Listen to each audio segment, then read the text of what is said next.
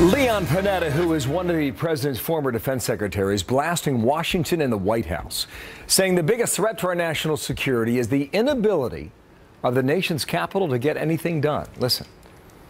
You want to know what the biggest national security threat is to this country right now? It's the total dysfunction in Washington. The fact that so little can be done by the Congress. They can't even resolve the issue of homeland security.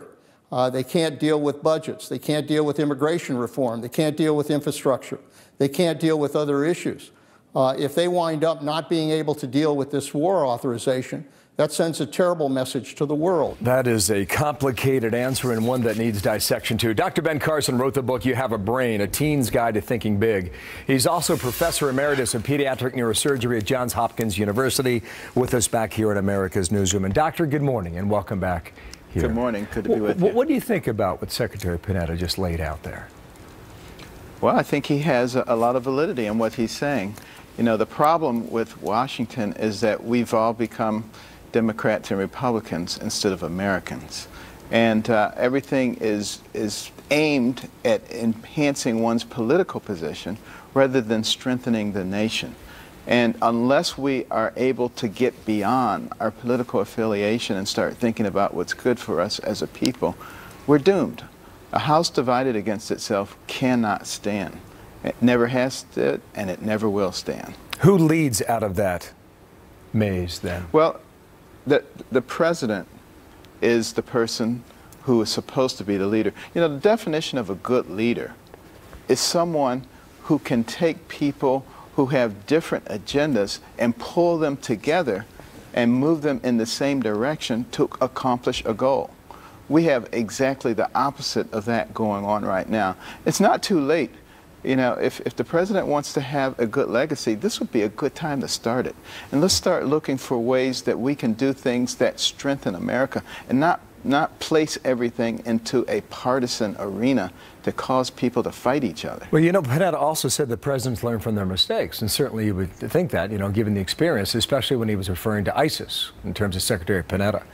What has the president learned, do you think? It's not clear to me that he's learned much of anything. I mean, hopefully he's learned that we're not dealing with a JV organization.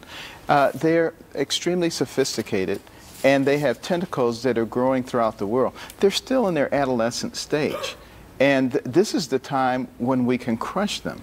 But if we allow them to mature into a full-grown tree with deep roots and thick branches, it's going to be almost impossible. We need to do it now. Winston Churchill said, fight your enemy while you can beat them, because if you delay the fight, you will eventually be fighting them for your life. We need to understand that. Just last week, the president said his job when it comes to this terrorism is like a mayor fighting crime in a big American city. And what he said was, if the mayor's successful, then he'll take the crime out. And suggesting that over time we will judge whether or not he is successful and whether or not he takes on ISIS the correct way. Now, you've given this great thought, and you just quoted Churchill suggesting we need to get after them now in their infant stage. What would you do, Doctor? Yes. Well, I would use every resource available. Military, banking, sanctions, you name it. And I would not hesitate to put boots on the ground. You know, we need to be the leaders. The coalition will form if it has a leader, but you can't sit around saying, well, you guys do this and we'll do, you know, this is serious. And so I would commit everything to eliminating them right now. And we also have to make sure that our military, which is extremely talented with very good leadership, is not put in a compromised position where we're trying to micromanage them. We have people trying to manage the military who know nothing about the military, know nothing about military strategy. And our military needs to know that they're not going to be prosecuted when they come back because somebody has said you did something that was politically incorrect. There is no such thing as a politically correct war. We need to grow up. We need to mature. If you're going to have rules for war, you should just have a rule that says no war. Other than that, you know, we have to win. Our life depends on it. I've got to go, but people are curious about your future. I think about a week ago you said you will explore candidacy come May. Is that still your schedule in the springtime? We are, if I make an announcement, it will be in May that I am running. Okay. Doctor, thank you. Ben Carson with us this morning. Appreciate your time.